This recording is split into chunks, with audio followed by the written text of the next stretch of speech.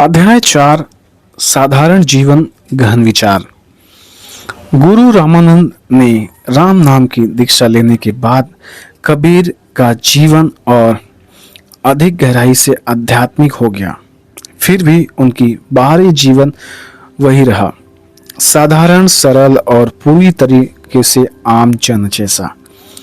वे जब भी करघे पर बैठते, कपड़ा बुनते, ग्राहकों से मिलते, गांव वालों के दुख सुख में शामिल होते, लेकिन भीतर से वे अब भी परिवर्तित हो चुके थे।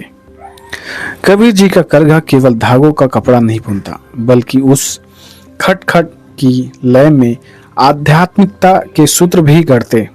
जब वे धागों को सीधा करते तो कहते, जैसे धागा सुलझे तो कपड़ा सुंदर बनता है, वैसे ही मन सुलझे तो जीवन सुंदर हो जाता है। उनकी वाणी धीरे धीरे गांव में फैलने लगी। लोग कहते, कबीर के करघे से केवल कपड़ा ही नहीं निकलता, बल्कि ज्ञान की गूंज भी निकलती है। उनका प्रकाश पूरे गांव को रोशन करता है। कबीर जी का घर मिट्टी का बना था, फूस की झड़ थी, फीतर मिट्टी का चूल्हा और एक कोने में तुलसी का पौधा।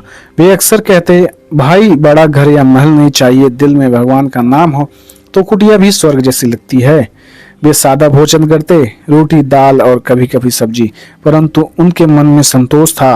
वे कहते, संपत्ति से सुख नहीं मिलता, संतोष से मिलता है। नीलू और नीमा उनके माता पिता ही नहीं थे, बल्कि उनके जीवन का सहारा भी थे। कबीर गृहस्थ जीवन जीते हुए भी ईश्वर को हर पल याद करते रहते। काम करो पर मन को नाम में जोड़ो, यही असली साधना है।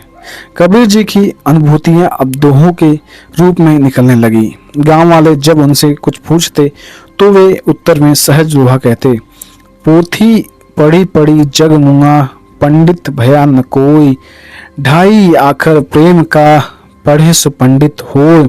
यह दोहा सुनकर लोग हतप्रद रह जाते। सच में ज्ञान किताबों से नहीं, प्रेम से मिलता है।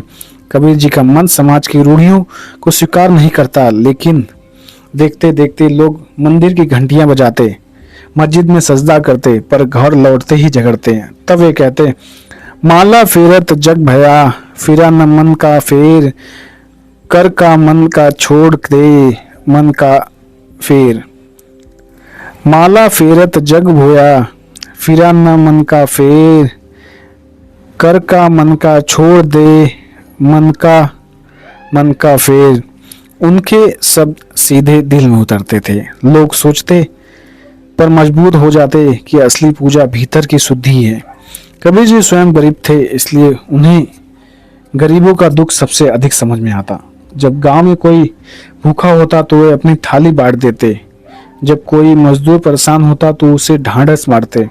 वे कहते, गरीब और अमीर में फर्क मत देखो, राम के दरबार में सब बराबर हैं। धीरे धीरे कबीर जी का नाम पूरे काशी आसपास के गांवों में फैलने लगा। लोग उनके पास केवल कपड़ा खरीदने नहीं, बल्कि जीवन का सत्य सुनने भी आने लगे।